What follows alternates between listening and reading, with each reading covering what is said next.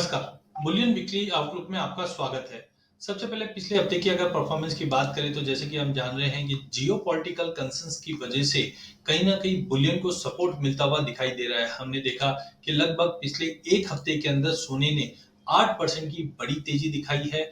वहीं चांदी की अगर बात करें, माफ कीजिए, 1 महीने में 8% की बड़ी तेजी दिखाई है और चांदी ने भी लगभग 6 साढ़े 6% की बड़ी तेजी पिछले 1 महीने में दिखाता हुआ दिखाई दिया। अक्टूबर मंथ काफी इंपॉर्टेंट रहा है क्योंकि एक तरफ हम देख रहे हैं कि जियोपॉलिटिकल लड़ाई, वॉर प्रीमियम जिसकी वजह से सोने और चांदी को जबरदस्त तेजी मिली है। वहीं दूसरी ओर कल रात को फेड से जो मीट थी वहां पे हमने देखा कि अनचेंज रहेगा, ये डिस्काउंटेड था क्योंकि जिस ढंग से एलिवेटेड लेवल पे इंटरेस्ट रेट्स है, ये कहीं ना कहीं ग्रोथ के लिए चैलेंज साबित हो सकता है, फेड ने खुद कहा है। बट हाँ, इन्फ्लेशन जो 2% का टारगेट है वो इमीडिएटली भी कम होता हुआ नहीं दिखाई दे रहा है। तो कुल मिला के गोल्ड में हमने एक अच्छी खासी तेजी पिछले महीने में देखी है और आने वाला हफ्ता भी काफी इंपॉर्टेंट होना है बिकॉज ये हफ्ते के अंदर हम देख रहे हैं कि बैंक ऑफ इंग्लैंड, ईसीबी, इन सभी इकोनॉमी से कुछ ना कुछ एक पॉजिटिव मोमेंटम लाने की कोशिश की जाएगी। तो सबसे पहले सोने में हमने थोड़ी बहुत जो रिकवरी अभी पिछले 2-3 दिनों में देखी है वो बेसिकली देखिए डॉलर में गिरावट, बॉन्ड यील्ड में गिरावट और वॉर अभी भी बना हुआ है, लेकिन वॉर का जो प्रीमियम है वो कम हो चुका है जिस दिन से कच्चे तेल में बड़ी गिरावट है।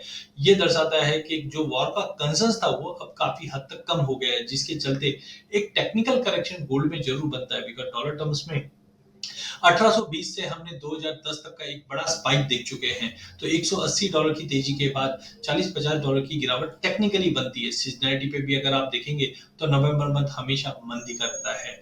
ओवरऑल जब तक वॉर चलता रहेगा प्राइसेस को सपोर्ट मिलता हुआ दिखाई देगा। वहीं यूएस साइड से अगर हम देखें तो डॉलर इंडेक्स में वापस हमने थोड़ी बहुत गिरावट देखी है। ये सोने को सपोर्ट देता हुआ दिखाई दे रहा है। जियो पॉलिटिकल टेंशन के साथ साथ हमने ग्लोबल जो इकोनॉमी अनसर्टेनिटी के डेटाज है, जैसे यूएस और चाइना में हमने देखा मैन्युफैक्चरिंग एक्टिविटी कॉन्ट्रैक्ट हुई है। ये दर्शाता है कि अभी भी इकोनॉमी पटरी पे नहीं लौटी है, जिसकी वजह से एक बाइंग हमने गोल्ड में देखी। इक्विटी मार्केट में भी फॉल है।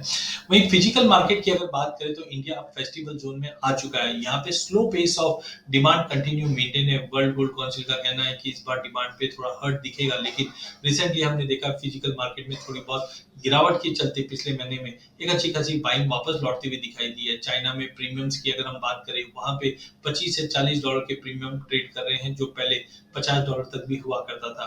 तो कुल मिला के अगले एक हफ्ते की अगर बात करें तो टेक्निकली मार्केट एक करेक्शन ड्यू है गोल्ड में, जो 60,000 तक का लेवल गोल्ड में और चांदी में 70,000 तक का एक पुल बैक दिखा सकता है। बट ध्यान रखिए, वॉर कंटिन्यू है तो सोना चांदी सपोर्टेड है, लेकिन टेक्निकली एक करेक्शन बुलियन में ड्यू है।